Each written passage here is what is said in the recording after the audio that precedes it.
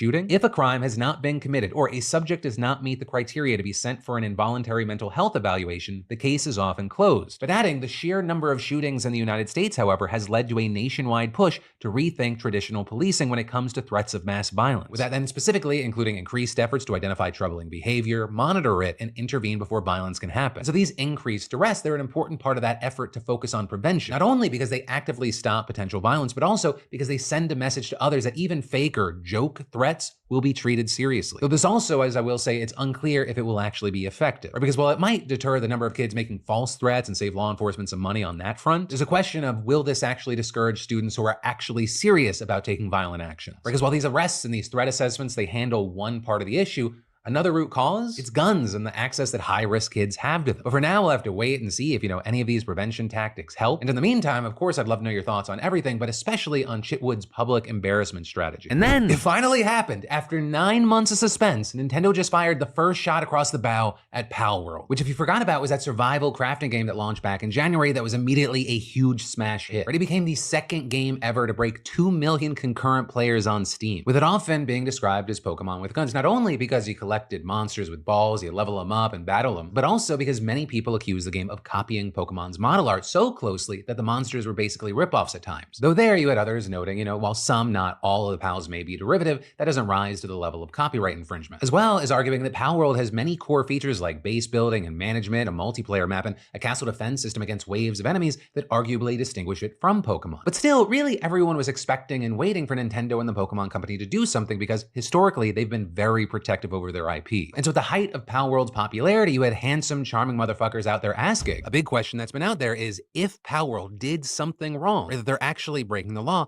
how is Pocket Pair, the developers of Palworld, not been sued yet? And well, as it turns out, they were just carrying their lawsuit pregnancy to term, with Nintendo and the Pokemon Company now giving birth to a joint lawsuit against Pocket Pair for infringing on multiple patent rights. And with that, seeking an injunction and compensation for damages, though not specifying what exactly it's alleging Pocket Pair did wrong. And so in response, we saw Pocket Pair releasing a statement saying, "At this moment, we are unaware of the specific patents we are accused of infringing upon, and we have not been notified of such details. Pocket Pair is a small indie game company based in Tokyo. Palworld was a surprise success this year, both for gamers and for us." And adding, "We will continue improving Palworld and strive to create a game that our fans can be proud of. It is truly unfortunate that we will be forced to allocate significant time to matters unrelated to game development due to this lawsuit. However, we will do our utmost for our fans and to ensure that indie game developers are not hindered or discouraged from pursuing their creative ideas. We apologize to our fans and supporters for any worry or discomfort that this news has caused." Right? And so now you have a lot of people asking a lot of questions out there, like, will Pocket Pair have to fork over a ton of money? Will they have to stop sales of Palworld? Will they have to shut down the game entirely? With, those last two being a concern for the people that love that game, but also really any of the above would be a huge kick in the pants for Pocket Pair and Sony. Because back in July, they signed a deal to form a new business called Palworld Entertainment that would expand the Palworld IP. And obviously around this, there's enormous chatter online about how likely the lawsuit is to succeed and what might happen if it does. With some pointing out the obvious advantage Nintendo and the Pokemon Company have, right? They have the financial and legal resources. People also noting that they filed their lawsuit in the Tokyo District Court, and Japan is notoriously strict about intellectual property rights. But then on the other side, Pocket Pair has a few advantages of its own. Because first of all, this isn't alleging copyright infringement, it's patent infringement. Right? Copyright protects works of art while patents protect inventions. So it's kind of unclear if Nintendo is going after Palworld's model art, because if you were, why allege patent infringement? And if it's going after something else, what could it be? Because Nintendo and Pokemon, they don't own the concept of catching monsters with balls. Also, it's possible that Microsoft comes to Pocket Pair's defense since the two companies have a close relationship. But really a big thing to keep in mind right now is we know very little. And so until we get more details about the allegations in this lawsuit, it's hard to say one way or another where this might go. Though it's still important to note that this chapter has begun. Then in huge internet news, YouTube just announced some changes that you are either going to love or hate. Because these are big changes for both users as well as creators, with a lot seemingly meant to drive engagement, grow monetization, and there seems to be a particular spotlight on helping smaller creators grow. And so we'll start with creators. I know we have a lot that watch. There's a whole new suite of AI tools coming to the platform that expand on stuff YouTube already has. Like right now, you have Dream Screen and Veo using AI to add static backgrounds to YouTube Shorts. But coming soon, it's gonna work with Google's DeepMinds and allow creators to make video backgrounds with it. With YouTube even suggesting ideas like, imagine a booktuber stepping into the pages of the classic novel The Secret Garden, or a fashion designer instantly visualizing fun and imaginative design concept to share with their audience. It can also be used to add up to 6 seconds of AI-generated B-roll to videos, We're also seeing YouTube upgrade the inspiration tab on the YouTube Studio side of things, with it using AI to help suggest thumbnails, video titles, and even video ideas, as well as tools to make getting to the tab much easier from wherever you are on the platform. Then on the community side of things, there's going to be a lot of features coming. And here, one of the big things is that YouTube is notorious for wanting people to stay on the platform. And so with that, we're seeing it expanded to the new communities tools, right? Because they've already tried using this to boost engagement, but this new version, quote, will be a central hub to discuss video, share fan art, connect with like-minded individuals, and build a vibrant sense of belonging. And only some channels have the full version right now, but it'll be expanded site-wide by 2025. And while there's a lot of details, I'll link down below, but the kind of quick version is that it'll essentially be a Discord-like place within YouTube on a per-channel basis, which kind of makes sense since a lot of creators already use Discord for this kind of stuff. But then probably one of the biggest changes is going to be hype, right? And they've been beta testing this in Brazil, Taiwan, and Turkey, and they found that it's pretty successful. And what hype is it's kind of similar to liking a video, but much more. And according to YouTube, videos with the most hype points will be featured on a special leaderboard, increasing their chances of discovery and recognition.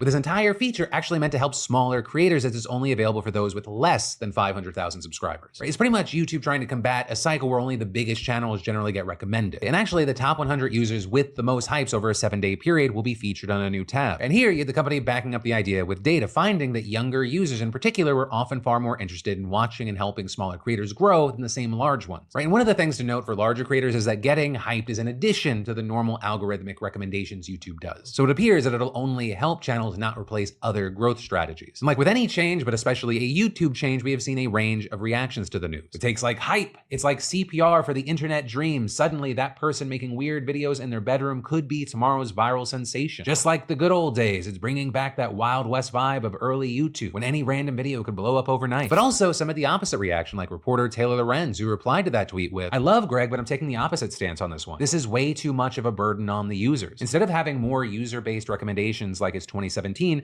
they need to build a better algorithmic and automated recommendation system that prioritizes relevant discovery like TikTok." But with all of this news, especially because you are watching this on YouTube right now, I'd really love to know your thoughts on all of the changes, but also specifically around hype. Personally, in theory, I like the idea of hype. It feels like a great way that a community for a small creator can build up a lot of support and help that person grow. I also feel like it might make larger creators that want to do like smaller initiatives feel more secure in trying something maybe more niche. Because I do agree with the notion out there that one of the fun things about old school YouTube is you never knew when a video was going to blow up. And really the closest thing out there right now to that is TikTok. It's why for the past 2 years, if there was an up and coming creator or someone that wanted to get into it, I was like, you gotta be posting fucking TikToks. Because while I have no doubt that YouTube is the best video platform out there, as far as a new awareness engine, TikTok takes the cake still. I mean, it's why the last generation or two of creators that have come from TikTok and then they migrated to YouTube for better monetization and long form. And that's not like some crazy phenomenon, right? We've seen that in the past, like when Viners jumped from that platform and thrived here. So obviously YouTube's got to take better swings to try to lift up smaller creators that want to blow up on a platform that is so saturated. But yeah, in the meantime, let me know your thoughts and we'll have to wait to see how this plays out. Then, just taking a 60-second break from the news, I have to ask, do you enjoy having a few drinks? But maybe you don't enjoy how you feel the next day? Well, I've got a game changer for you, and it's from the fantastic sponsor of today's show, ZBiotics. Right? ZBiotics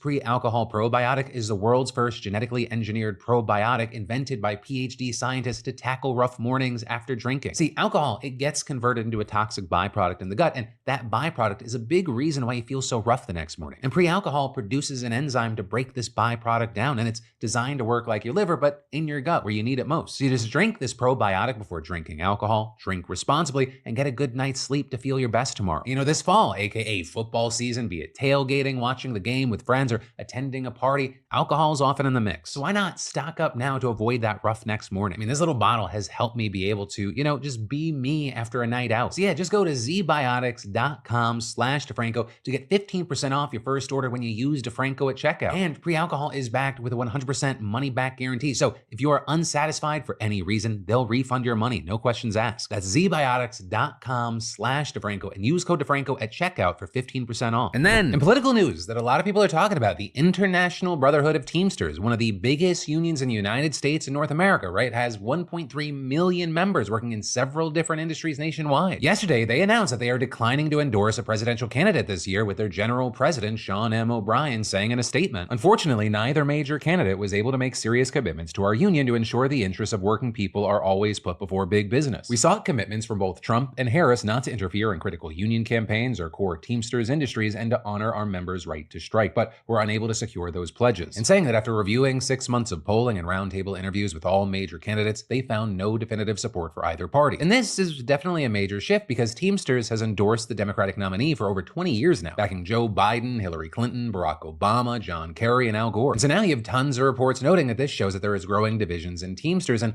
other major unions as well. Right? Because despite its history of leaning left,